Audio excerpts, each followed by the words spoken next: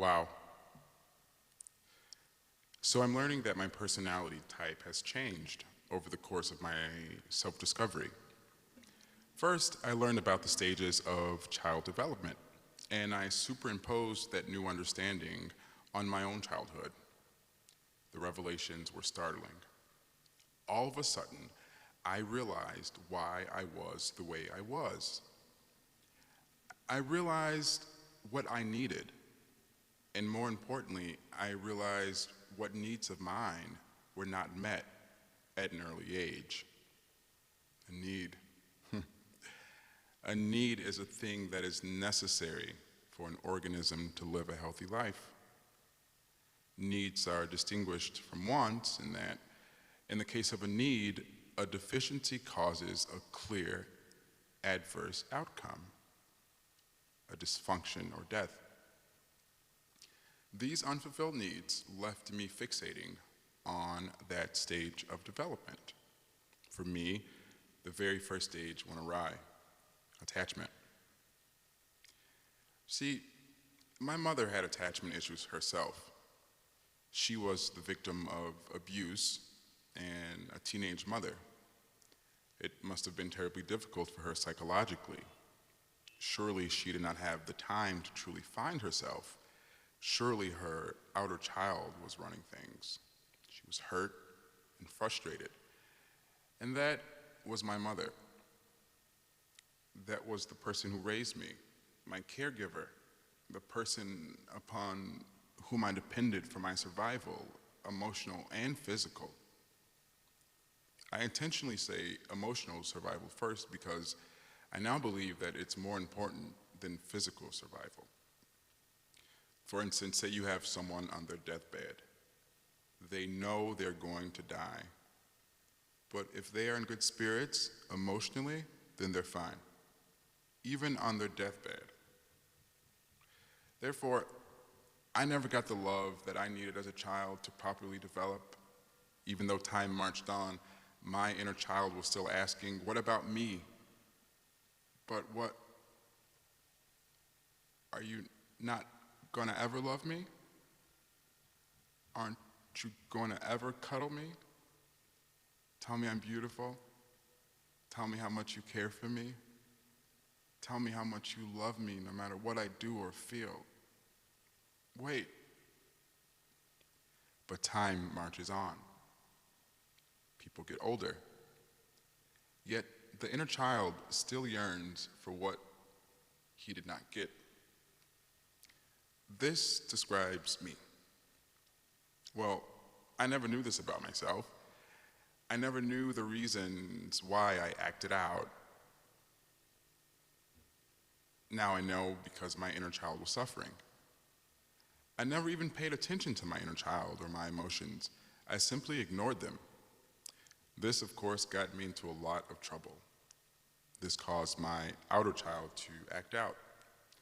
My relationships with people were based on whether they liked me or not in some sort of superficial way.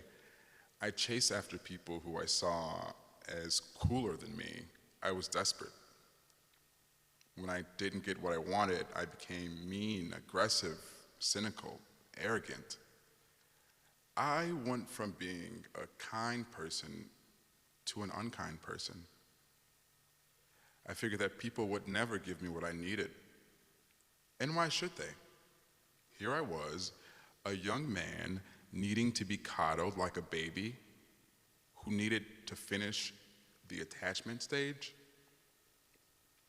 Today, I have a completely new understanding of the whole thing.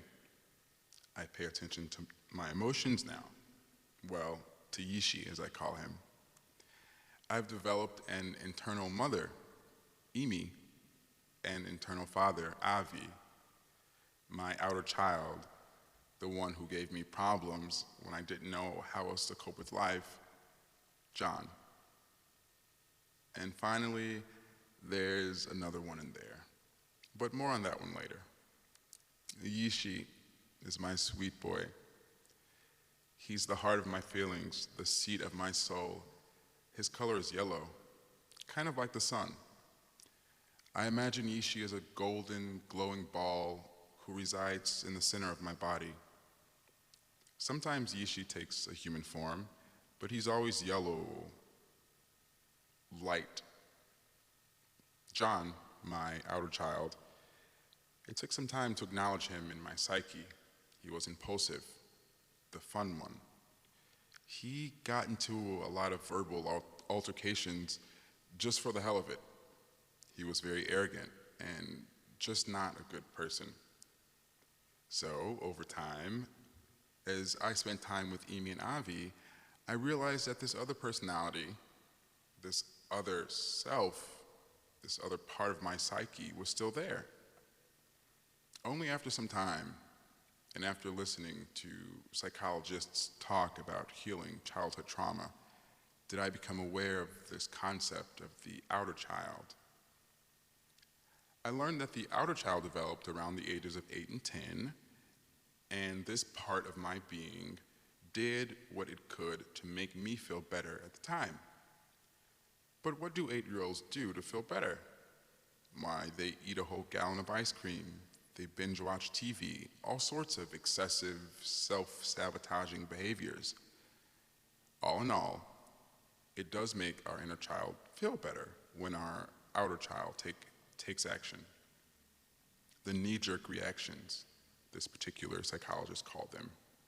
So, I welcome John into my inner family. He's just like Yishi in form, but his color is white. John is a white light, usually in the shape of a sphere, located right in front of Yishi. They're like brothers, like twins, even. I want to say one good, one evil, but it's not that extreme at all anymore.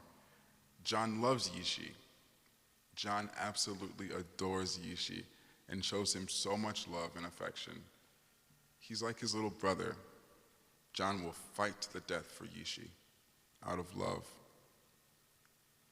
We're both watched over by Emi and Avi, mostly Emi. She's, of course, the perfect, loving mother. She's always there, she's always watching. Most importantly, she's the one who answers when Yishi cries out. In fact, whenever I feel an emotion, or as I see it now, when Yishi is calling out, it's always Emi who says, "What's the matter, my love?" Well, she actually says, "Qu'est-ce qui se passe, mon amour?" because she speaks to me in French. She's the primary one who listens to my feelings. She listens to Yishi. And no matter what he says, she always responds with, "Ah, viens dans mes bras, mon amour. Je t'aime comme tu es." Ah, come in my arms, my love. I love you just as you are. She consoles me. Her light is a bright, deep, reddish pink color. I always see her as standing over me. She's taller than John and I.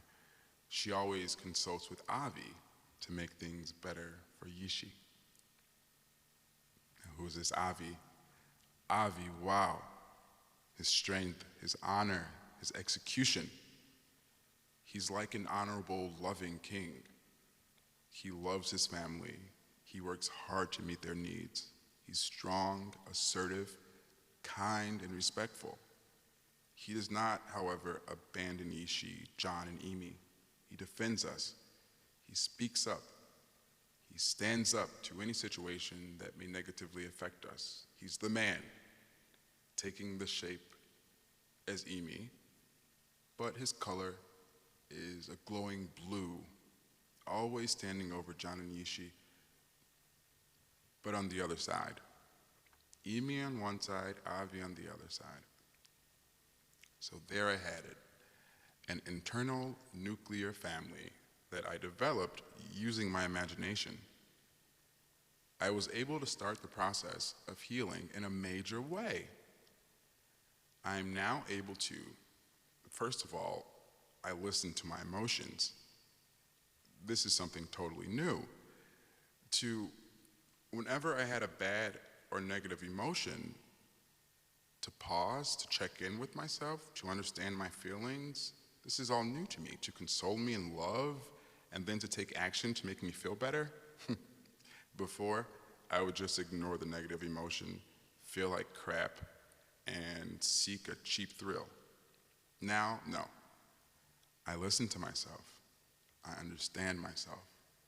I know what's going on and why it's going on. I have Emi to give me hugs and kisses whenever I want. I have John to play with and Avi to protect us.